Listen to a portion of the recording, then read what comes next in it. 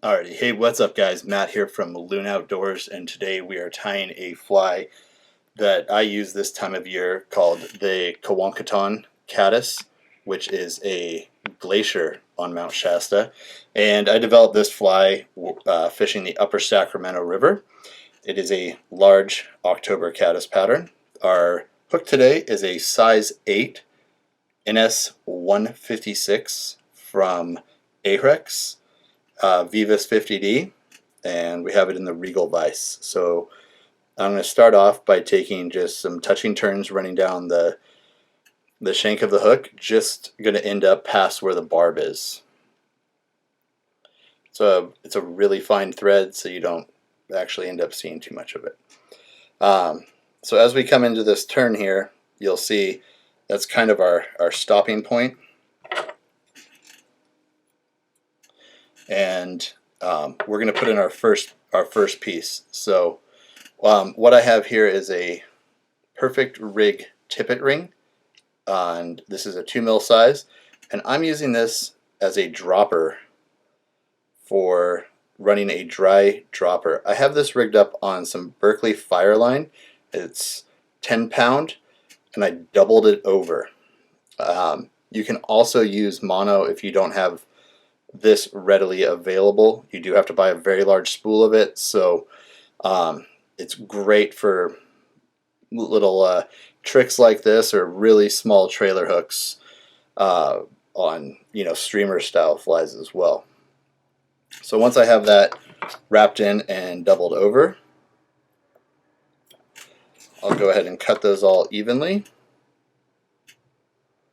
and I just wrap simply back down towards the beginning, and I don't care what trout you catch, it's never going to come off of there. So next up, this is a little dubbing brush that I made, and there's a little bit of cinnamon super dry dubbing. There's some flash in there in the form of ice dub, and I kind of just cut it and spin it so it gets really buggy. I actually use this same mix on caddis nymphs as well. It doesn't seem to make a lick of difference, even though it's not a dry fly dubbing per se. So I'm just going to do 2 light wraps and pause right there. And that's just going to be kind of the tail end of our caddis here. Now I have this sheet of orange foam. I'm going to use the Ergo Prime scissors on this. And the reason I like the Prime scissor is it doesn't have a serration on it, so it doesn't mar up the edge of your foam at all. And I'm simply going to cut this just into a roundish shape. It's not perfect. I'm not Picasso at cutting foam, but it's going to get the job done. So the purpose of this foam is very simply just to, I'm going to kind of hold it in place here. It creates a little bit of substance under the body, but in the back there, it's also going to help hold up the fly. And as we come back through, we'll secure it in just quite a bit further. So that's going to provide some support, especially when you are dragging a trailing nymph off of here using that tippet ring. So next up, I just have some cinnamon CDC. These are the premium quills. It's what I like to use, and we may have to use more than one. A lot of times what I'll do if I'm not using my D-loop tweezers for actually making dubbing loops is I just kind of stage materials in it, and I can set it out of the way off the vise or on the desk, and it's just something easy to come back to. I can look through the quills, pick what I want, go back to work. So I'm going to tie this in tip first, and we'll start working forward from there. So I don't really worry about how it's going to look and everything like that. I just want to have a nice buggy looking body.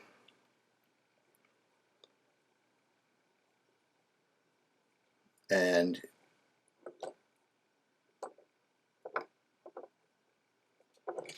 we're going to go ahead and stop right there, lash that down.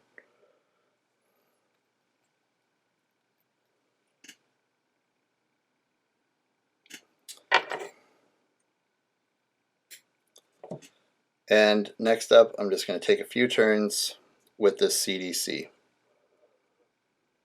So this is technically called a palmer, and I'm going to palmer this feather through just to create a really buggy body leading up to where we're going to be installing a wing and quite a bit more CDC. So you can see we just have this overwhelmingly buggy, leggy looking fly.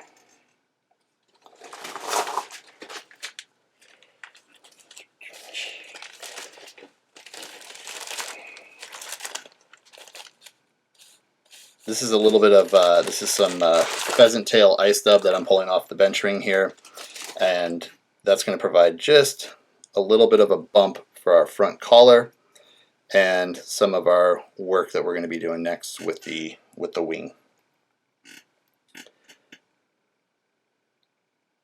A lot of times the caddis are ovipositing, which is egg laying at night and in the evenings, so that little bit of extra flash and kind of goes a long way with the fish.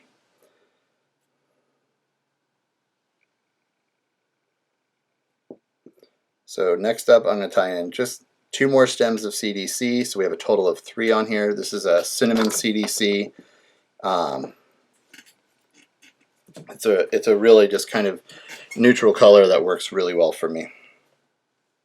And you guys can tie this fly like significantly smaller also. It doesn't have to be this big. It's just as we're coming into October caddis season here in Northern California, I get pretty stoked out. Nice big bug time, and kind of the trout's last big meal of the year. So I'm going to take the 2 stems of this CDC, double it down, and again wrap it forward, and I'll create just a little bit of a thread bump there.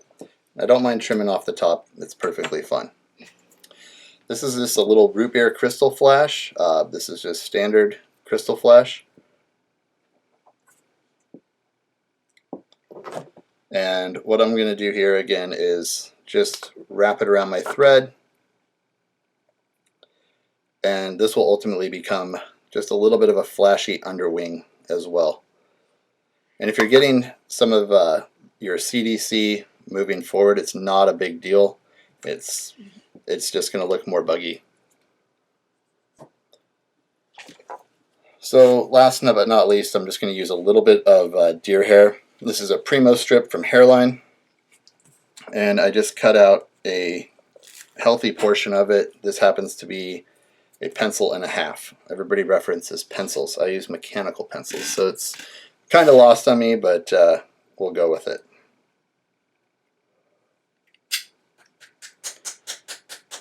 I'm going to put that in the hair stacker, even up all the tips,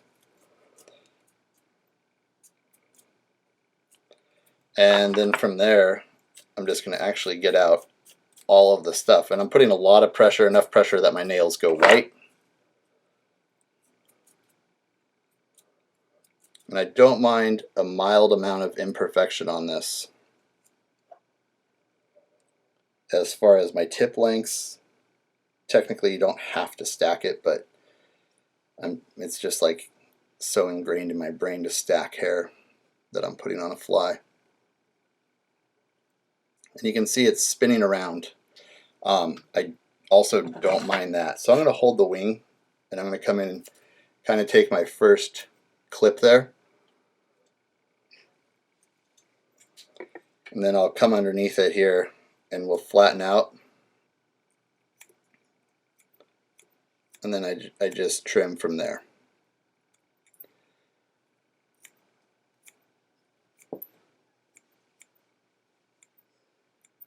And I like to get these guys actually into shape for the most part before I whip finish the fly. just because I'm going to come in there, pull back just a little bit, create just a real positive looking giant sedgy pattern. And I'll just go ahead and whip finish from here. And once I pull this tight, everything will be locked in and I can give it like a final trim. I just want to make sure I have everything the way I want it. And I go with more of a muddler styled little head on this guy. But as you can see from underneath, it's a super buggy pattern. It's got a little bit of flash, a little bit of excitement, a lot of buoyancy. You can run a dry dropper with it. You can actually even skate this fly if you so desire. But yeah, it's got a great profile, creates a big wake on the surface, and those hungry trout looking for that last fall meal are sure to eat it. Thanks for watching, guys. We'll catch you next time.